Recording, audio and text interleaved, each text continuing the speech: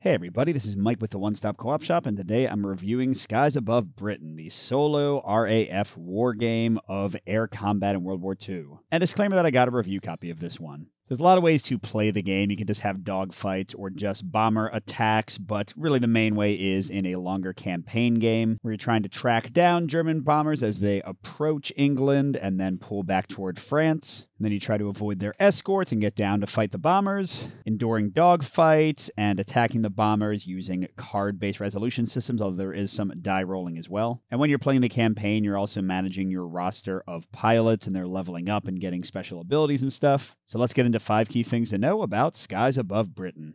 So my number 5 point is how the game teaches you the rules, and this is generally a pro for my taste. So like some other GMT war games, they have scenarios you play through, and each one indicates which parts of the rule book you need to read instead of the entire thing, and kind of walks you through examples and such. Because there is a lot going on in this game, but this slowly adds in piece by piece. So first you only need to learn dogfighting, then you need to learn how to attack bombers, then eventually you're doing interceptions and full-on raids. It's a smooth system, and I found it got me into the game and having a ton of fun very quickly. Next, my number 4 point is dogfighting in the game, and this one is a bit of a mix for my taste. So when you're trying to make your way to the bombers, or when the escort catches up to you, you'll have to dogfight with them. And you'll start out with different advantage cards based on the situation, spawning the people in different ways, giving you different events, so you get some cinematic stuff already there. But then the actual combat is super quick to resolve. You'll have a number of planes in front or behind you. You might be head-on with them. And each of those situations is going to have you draw from a different deck, and these are keyed to the planes you're flying. And then you just cross-index who you're attacking and who's attacking you, and you get some icons, and once you learn them, it's very quick to resolve. And it takes what another war game of this type might have achieved with like 15 rolls on 10 different tables with modifiers and stuff, and simplifies it to just a few icons that, again, are quick to learn. Now, on the negative side, there's basically no choice or strategy here. Besides being able to pick a maneuver when somebody is tailing you, you just kind of draw cards and see what happens. And also on the slightly negative side, for me at least, you can destroy these planes and they will level up your people in the campaign. But generally speaking, these dogfights have no direct impact on the escort, which I'm sure thematically makes sense, like just shooting down a few planes isn't going to stop the whole escort from being there. But it does feel a little bit less overall impactful to have success, whereas like with the bombers, you're actually shooting them down. The escorts just sort of nebulously exist forever, even if you shoot a whole bunch of them down. So, it's not as exciting as some other parts of the game. But my number 3 point picks up right on that, and that goes on the much broader side of things, the raiding and interception. There's a lot of variety in how the mission starts, where you're engaging the Germans. Then you'll have different numbers of escorts and different configurations and different types of bombers you're going after, so there's a lot of replay here.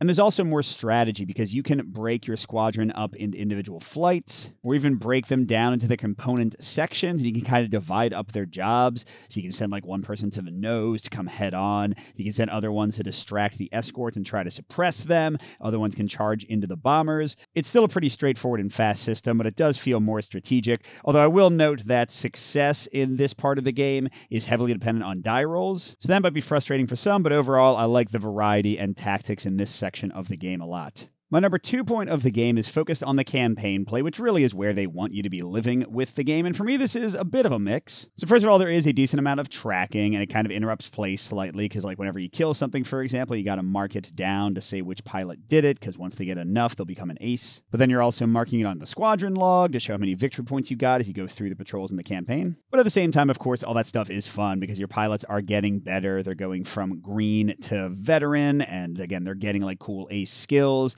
and when somebody gets shot down and you have to roll to see if they survive, if they manage to bail out or not, it gets really tense. So yeah, a lot of that is awesome. I definitely enjoyed. But a few more minor complaints. First of all, I do find that the ace skills that you get when you kill enough people are not very well balanced, and I kind of always gravitate towards the same ones, which is, fine, but I wish there was a bit more variety there. And also kind of a minor complaint, but as you play patrols in the campaign, you're getting victory points for destroying planes. But for some reason, unless I just missed it in one of the rulebooks, I looked really carefully, there's nothing to kind of quantify how good you did except beating your own score. So I don't know. It's fine. It's not like I really care about victory points that much for this kind of game anyway, but it does also make the experience of playing the campaign and finishing it feel slightly emptier to me. And finally, for my number 1, which is a full-on pro, it's the bomber combat once you get past the dogfighting and all of that and actually try to attack your targets. So this shares some of the good stuff I already mentioned with dogfighting. It's really quick. It uses cards in a clever way to just have some icons and make things pretty varied. But whereas dogfighting has almost no strategy and tactics, this has actually a pretty good amount.